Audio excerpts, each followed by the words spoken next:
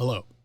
Welcome to Unedited. Hi, Rob Morales here on a Thursday, coming at you live on RCO Network, Studio 110 in Phoenix, Arizona. It's a 5 o'clock hour. After a long day of work, I like to, sit back in, enjoy a glass of water, maybe a glass of wine if anybody has one, and talk to entrepreneurs and small business owners about their business and things that got going on in the local community. And today is no different, as we do have Miss Janine Hernandez. I was going to go with a different intro, but then, we just went live. So please welcome Miss Janine Hernandez. Hello. Thank you for having me. Yeah, the audience is going crazy because they knew you were coming. They're just having a good time. So, again, we're here live on Facebook, Twitch, LinkedIn, YouTube, all these other things to bring you information about small business entrepreneurs. If you like what we're doing here on RCO Network, hit the like button, hit that subscribe, watch us every week. And then, of course, if you're on LinkedIn and one of the other platforms, give us a little love, give us a little heart, and enjoy and be involved. Whatever that means. It's been a while since we've done this show. Okay, I cut that off. Hi, Miss. Hello. So we're back here on a Thursday, like I said, talking about entrepreneurship and everything got going on. Why are you here, Miss? Because we invited you, correct? Yes, you invited me. And you have a particular kind of talent, if I'm not mistaken, and that is the gift of writing. Yes. I am a fanatic of writing, and I love to coach people to write and publish their books. Oh, really? Yes. So I heard you were the founder of the Book Publishing Academy. I heard the same thing, too. The rumor is true. The word on the street is true. I am the founder of the Book Publishing Academy, and I coach aspiring authors to write and publish their books. So tell me a little bit about the Book Publishing Academy. It's something you started quite a while ago, right? This is something that you've been involved in pretty much since you were a kid. Mm-hmm. I mean, you look like a kid. I mean, you look like you're 18 years old, but you're really not 18. You're how old? 34. Yeah. She doesn't look a day over 18, yes. FYI. But you've been involved in writing and it seems like writing your whole life. Yes. And it seems like you have a few stories to share, obviously. Mm-hmm. And you wrote your first book at 26. Yes. And so what was that book about? It was a poetry book, and I actually started writing it when I was about 12. Oh, really? But, back in the 90s, we didn't have the accessibility that we do now, so I waited a good 17, 18 years to publish my book. And finally did it at the age of 26. It was poetry and some short stories and just quotes and all of that good jazz. It's interesting to me because you do write poetry. I've been writing poetry since I want to say 8th grade. Mm-hmm. We did a little poetry contest back in school, and my teacher said, you write really well. And that got me kind of spurred off in this whole thing of I want to keep doing this. And I've been writing myself for a number of years and never published. I do have a blog, but never had that fear of wanting to publish anything. It wasn't until about a couple of years ago that I actually started publishing things. Mm-hmm. No book though, but I always found it was kind of like my mask to be myself. You could use poetry in a very subtle way or very confusing way with metaphor to really reveal yourself behind this mask. Yeah, and you can also play it off like that's not anything that I meant. And it wasn't meant for anyone. You could do that too with poetry. Yeah, I did realize that when I wrote, and maybe after the show I'll show you a little bit of stuff that I've written. But it's always been that little safe haven. I can go out in a room and scream my head off, but then hide under the words. Be like, well, I didn't understand what you said, but you're screaming. I'm like, yeah, but I really didn't want you to hear it. Yeah. I really didn't want you to see what was behind the curtain, which is very interesting about poetry. So the first book was a poetry book. It was poetry. What is it called? Through My Eyes. Yeah.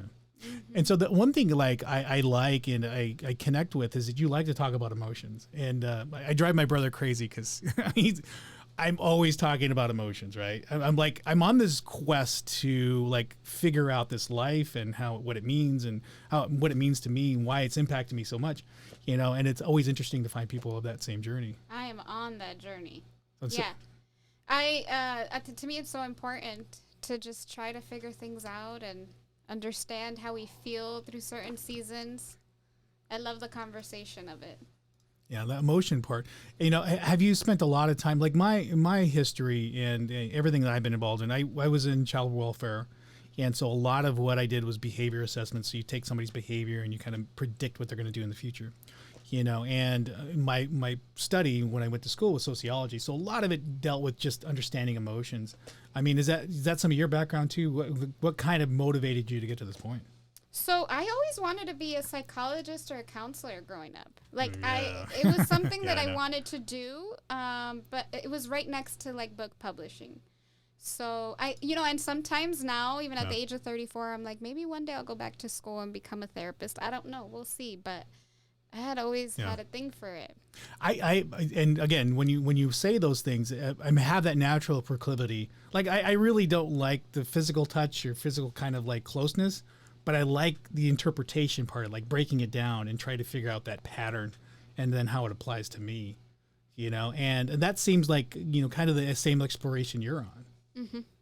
Have you had experiences where you're like that, where you're reflective and try to like figure things out? I mean, where are you at emotionally? Right now, I mean, I'm in a deep healing season. So, and I just recovered. Well, I don't want to say recovered, but I went through a season of narcissistic abuse in a relationship. So a lot of trying to understand not only the other person and what drives them to do that, but myself. Why did I allow it? What kind of emotions do I have? How do I allow myself to be triggered, still feel it, and move forward? Like, it's a lot. It's a lot to unpack, but I'm definitely in that season. So, well, we can actually mention that we have a book here. Yes. You're here to promote a book. Yeah. And this is a new book, right? The book.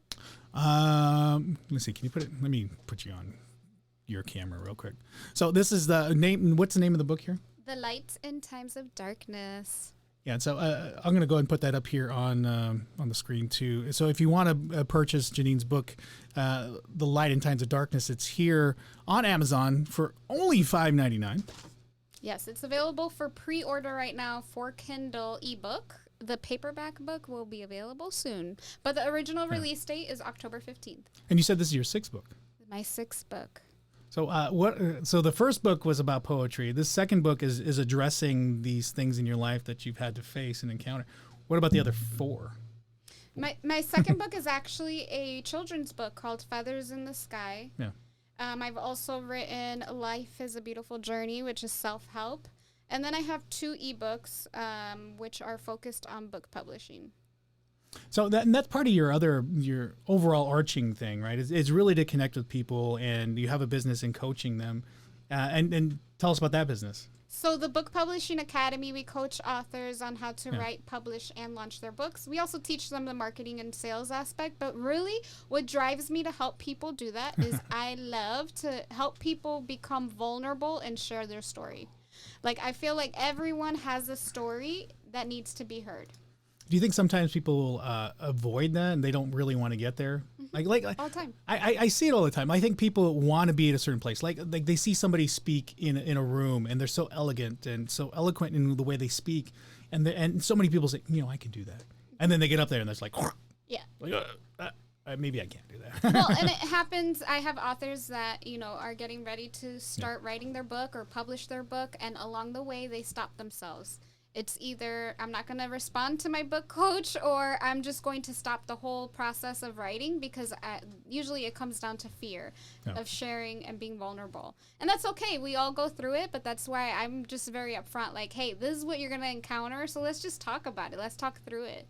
And then your coaching really, again, allows people to, I guess, discover themselves, or at least offer a place to where they can be vulnerable. And that's kind of what this whole thing is for me. Like this office and everything I do, I have this little bubble. And I am so like comfortable in this bubble. But once I get out of that bubble, I'm like, oh shit, I got to reestablish myself.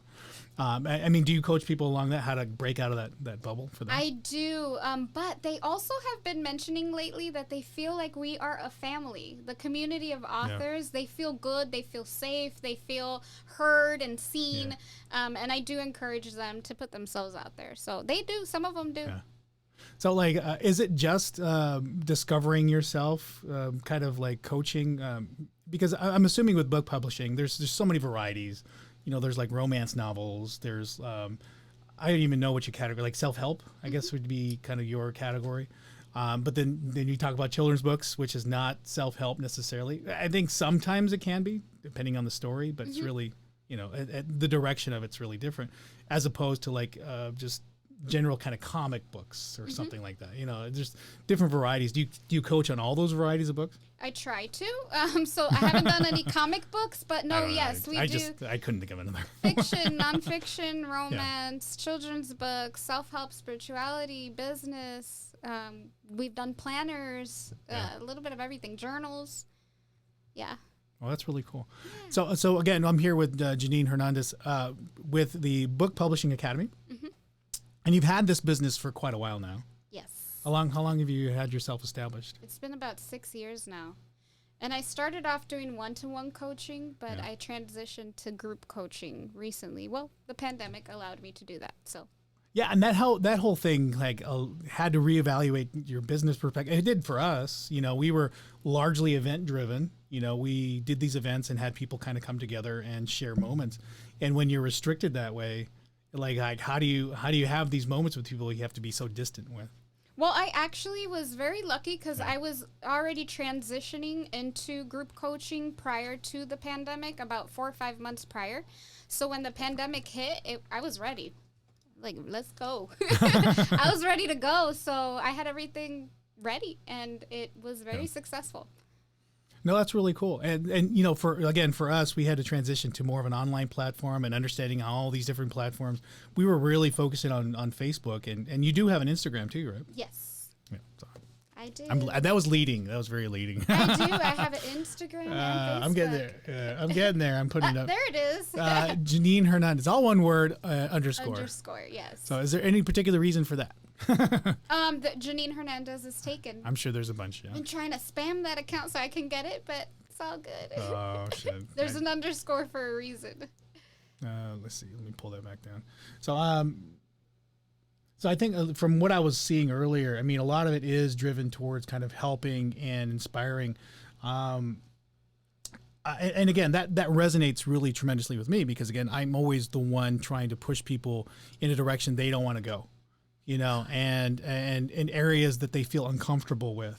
I love it. And they need somebody to kind of be there, I think, sometimes. Do you have experiences like that too? Yeah, all the time with my authors. I love doing it. I love saying, like, hey, let's talk about it. And I will call people out, but in a very loving way. And but no, I love doing that because that's the only way that we grow, right? Yeah.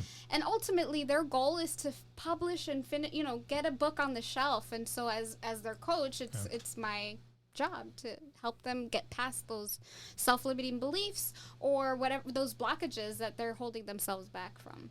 Yeah, and I'll get into the coaching aspect in just a few minutes, but we are at our first commercial break, Miss. Oh, okay. Can you believe it? It just goes that quickly. It does. So we're here with Janine Hernandez. If you want to hang on just for a few minutes, we have a commercial break for one of our sponsors. Hang in there, and we will be back in 60 or so seconds, something like that. 59 seconds. You count. Yes. All right, we'll see you guys in a second.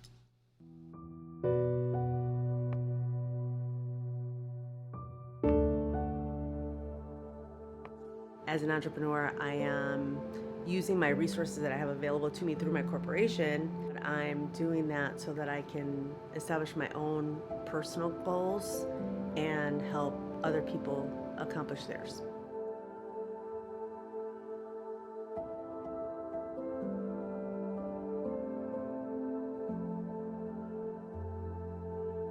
I really believe in unity and that we are all one.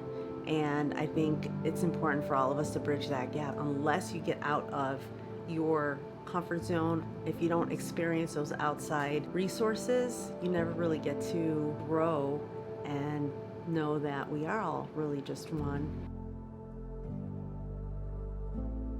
Great American Title is the only company that actually has a community outreach program. Because I am such a proponent of community nonprofit organizations, that's what pushed me off the fence and made me choose this company. I always incorporated networking into my scope of business so that I could meet other like-minded professionals that I could do business with.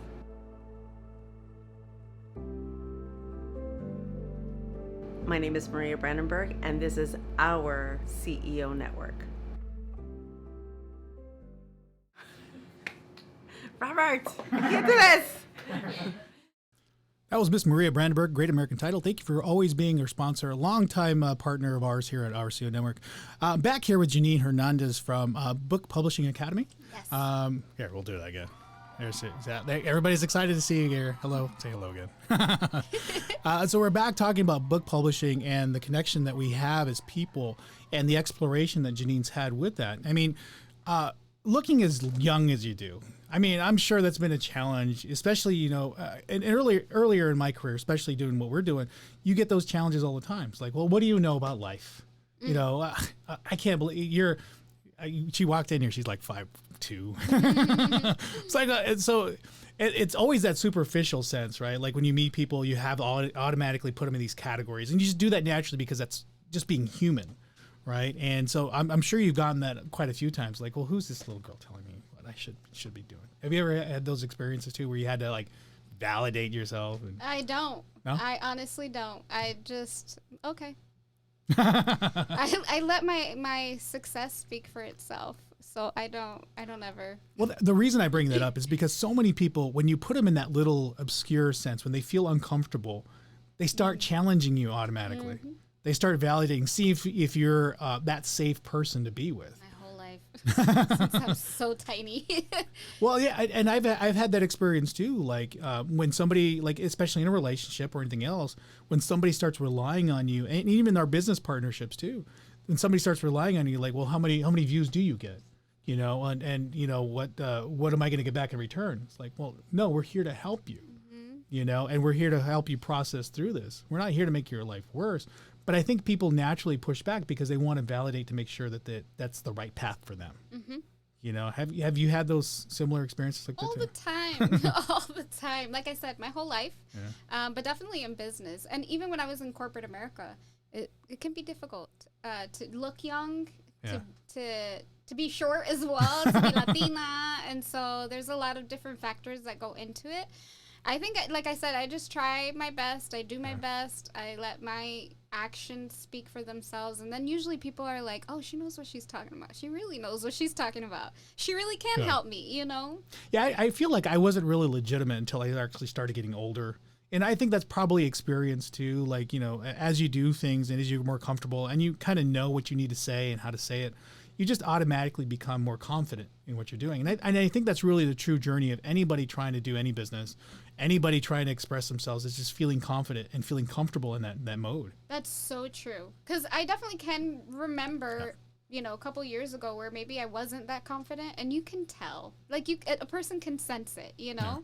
I think now I'm definitely in a space where I'm very confident, and I know what I'm talking about. So people are like, okay, they trust me, you know? So you have to build that trust factor, but there definitely is a difference. Yeah, and I'm sure you get varieties of people at different points in their life. And it doesn't matter age. And I've come across that too. Like my dad died at 78. But, you know, the way I saw him as like this 12, 13-year-old kid in this 78-year-old body.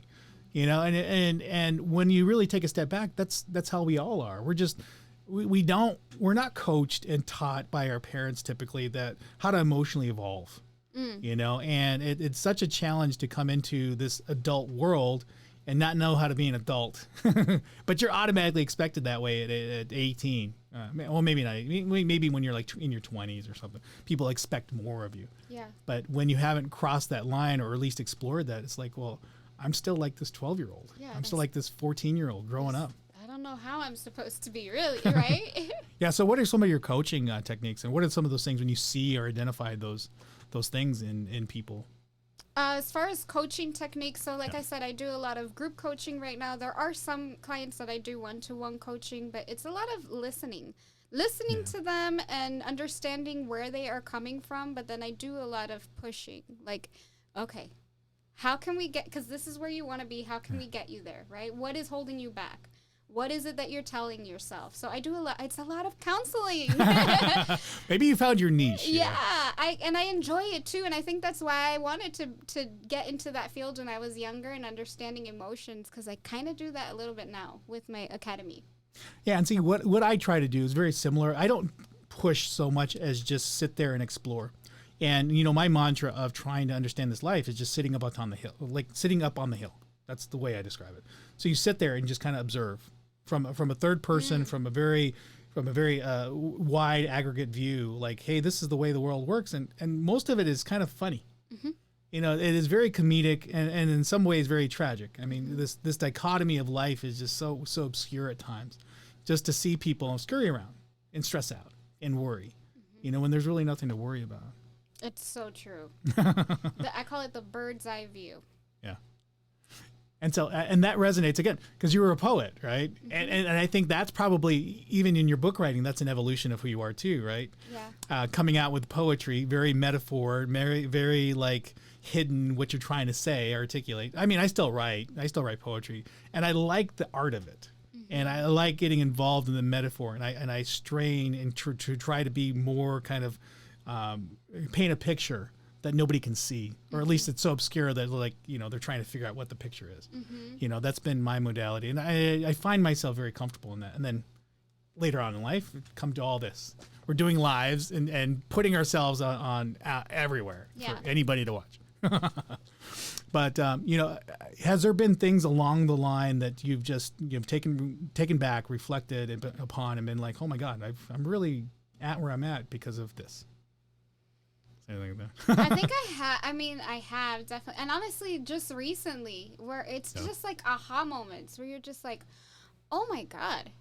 And I had asked one of my friends, I was like, from the outside looking in, like, what is your perception? Because when you're in it and you're just growing and evolving and doing as a creative, you don't really notice. But she was like, girl, you know, we just had a conversation, and it's like, it's really cool to understand it from a bird's eye view, from someone else's perspective. Because when you're in it, you're just go, go, go, go, go, go, go.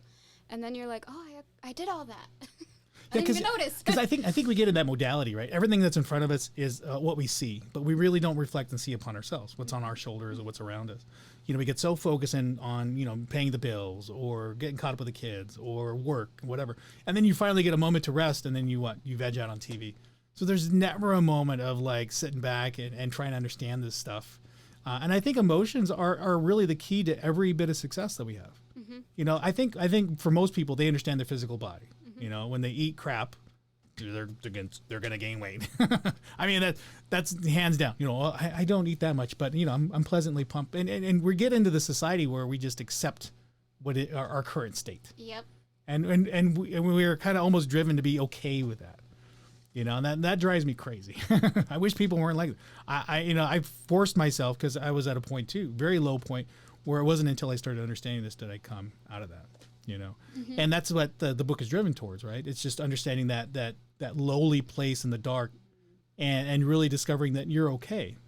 Yeah, it's really like I went through a 3-month period where I was doing that daily. I was trying to understand the whys, and understand why I feel this way, and why I'm being triggered by certain things in my past childhood and all that kind of stuff. But really, it comes down to just assessing those situations or those things in your life and flipping it. How are you going to live a better life, right? I mean, that's what the book is about, ultimately. Yeah, and so was there people along that way, or other books that you read, or a thing that was something that was very significant that you walked away from and like, hey, this really changed my life? There was one book that I was journaling with every single day, and for the life of me, I think it's called Finding the One or something like that. Is that a relationship book?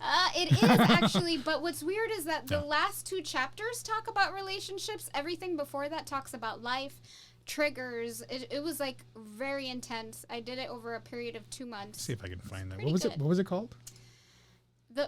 On the Path to Finding the One, or how about just finding the one? Actually, I have it written back here in the back of the book. Recommended reading. Finding the right one for you. Calling in the One. Oh, I found it. Look at that. By Catherine Woodward Thomas. I'm gonna put that up here real quick. That book transformed my life. And she doesn't even talk about, I don't want to spoil it, but it's really about everything else that comes up, that leads up to that point.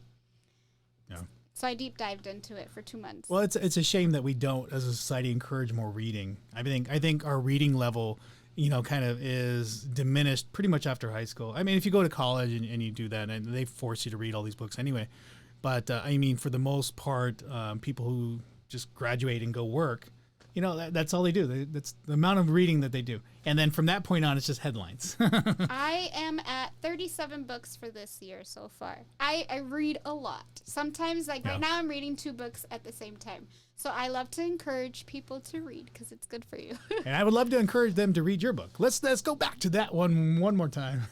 Yes. It is called The Light. Let me go back there. There we go. The Light in Times of Darkness by Miss Janine Hernandez. And again, this book explores kind of those dark moments that you've had. And you talked about an emotional, again? Narcissistic abuse. There it is. I am a survivor. And this was from a relationship, right? Yes, it was a relationship. And that's the challenge, I think, in our lives too. You know, there's 3 realms that, you know, I talk about, especially in the Inner Journey. When you watch we have a show on Wednesdays called Inner Journey, and so there's 3 realms that equate to happiness. And I don't know if you concur with this. There is the realm of community, friendship, right? The people you surround yourself with. If you have that in line, if the people around you are very progressive, I don't like to say positive, but if they're very progressive in your life and cause good things, then you're solid there. There's also passion, you know, your passion, which is, you know, your work, your relationship to work, and what you're driven to do for yourself. Yep. And then there's your intimacy. There's your intimate partner. So the 3rd realm is finding that relationship that really pushes you and to understand and is supportive and reflective. You know, once you gather and control all those 3 realms, you have a quote unquote happy life. Yeah, you're pretty balanced.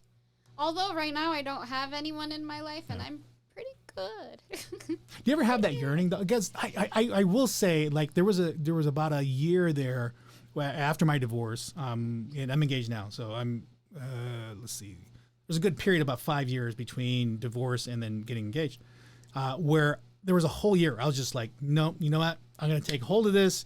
I'm gonna understand this emotion. I don't need anybody, because everybody, you know, you find is it's like, well, they're either immature, they're emotionally uninvolved, or they have some sort of issue where they like throw it on you for not fixing, you know. So I had this whole like mindset of like, I'm not going to meet anybody. You know, I can do this. I can handle this. I understand emotions. I can figure this out on my own, you know. And it kept coming back to those lowly moments where I needed to share something with somebody. I needed to have, you know, a moment with somebody that was very unique, as opposed to a friend, you know. And I don't know if you have come across those at all. Not yet.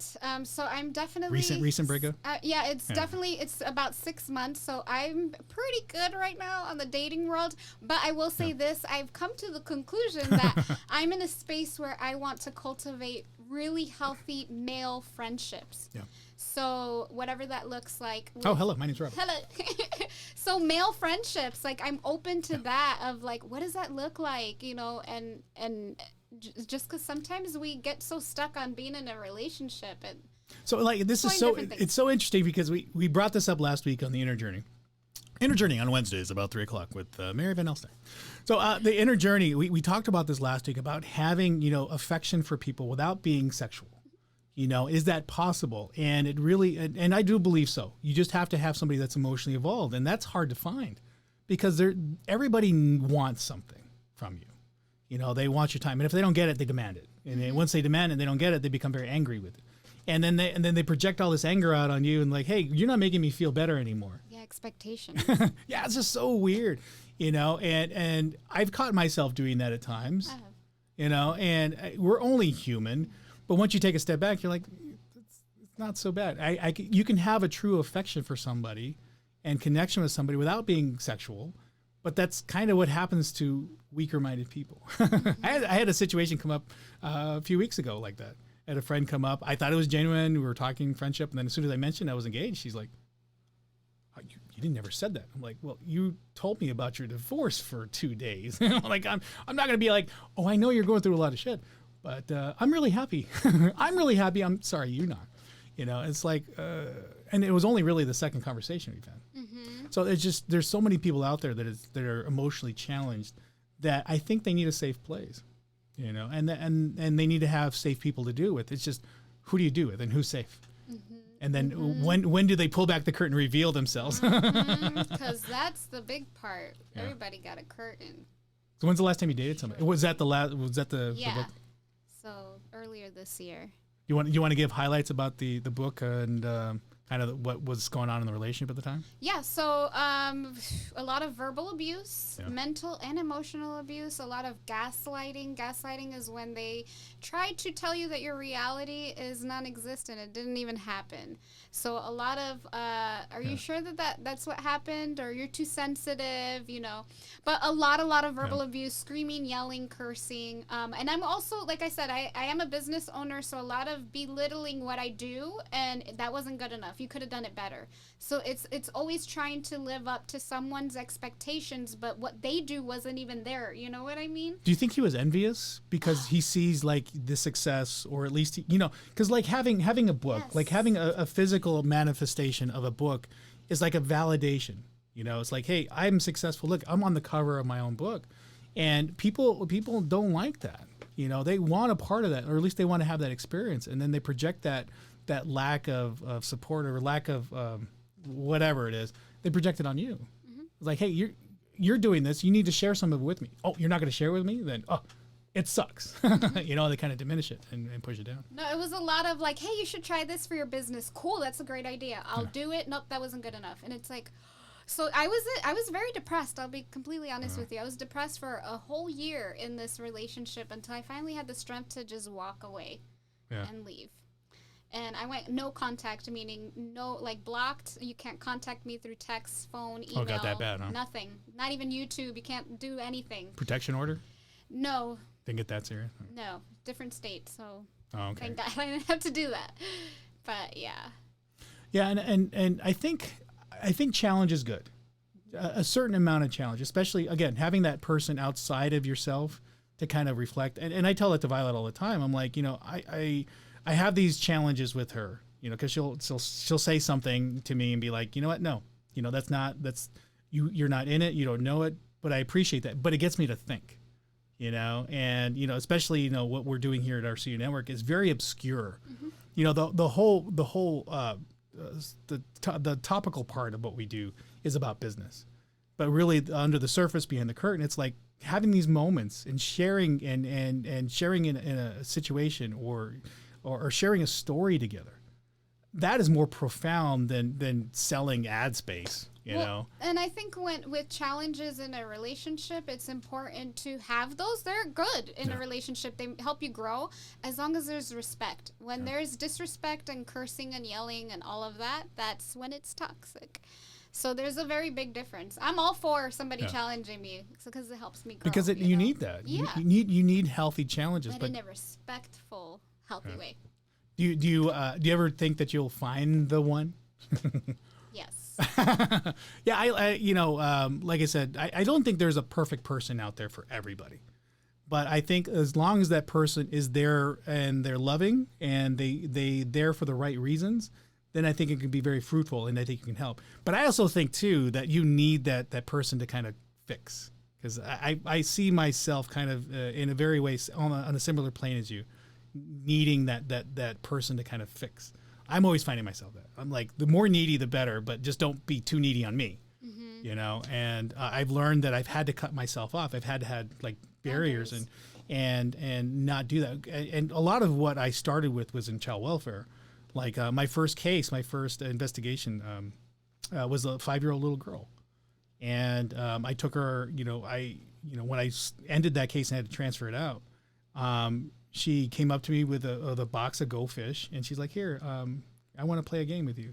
Can you stay a little bit longer?" And I'm like, "Shut." Okay, fine. And after she just graduated in high school like 4 years ago. Wow. So from 5 till I think she's 22 now. Been along that path, but I've had to cut myself off at times because she's still going through her process. She still has issues. And I find myself compelled to want to help people, but also give so much that it takes away from me. Yeah. And I've had to learn how to kind of cut that off at times and say, you know what, I can't help you anymore. I was thinking about that today, that I can't help people that don't want to be helped. Yeah. So but I'm not here to save. But don't you feel compelled, like you have to have a problem to fix? I feel like I have to have always a problem to fix, but manageable.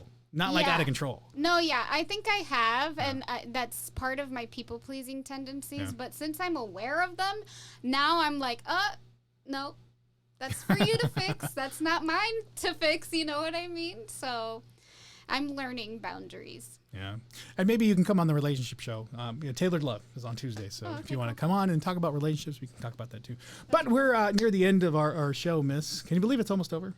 That went fast. Always, and when it gets to these things and these topics, I'm swimming, I'm just like going on. So I did want to do a couple of housekeeping things. Again, I want to make sure we portray your book because it is coming out. It is on pre-sale right now. It is on pre-sale right now. It hit Amazon's #1 bestseller. And we have a soundtrack to it as well. So check that out.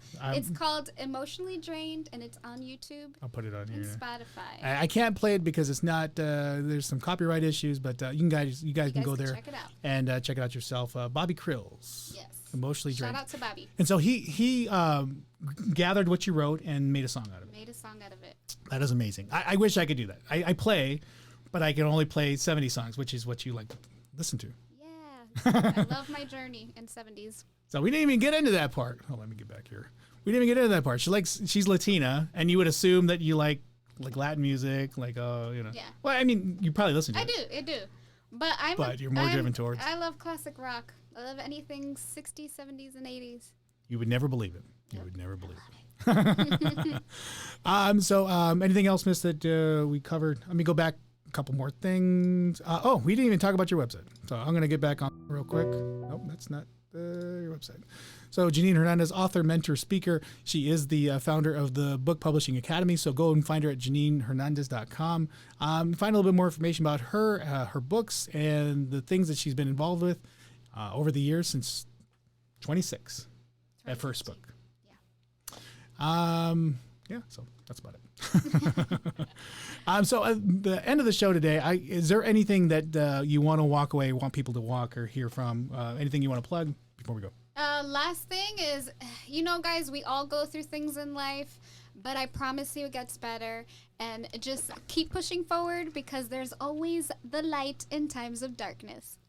Well said, Miss. And as we go along, we're going to end the day show on a high note. Thank you, Miss Janine Hernandez, for coming in today and talking about your book and your life a little bit. I wish I would have gotten more to know, but we only have a certain amount of time, so we gotta keep going on in life. But I want to thank everybody for joining us today. Robert RCO Network here at Studio 110, Phoenix, Arizona. We'll see you guys next week.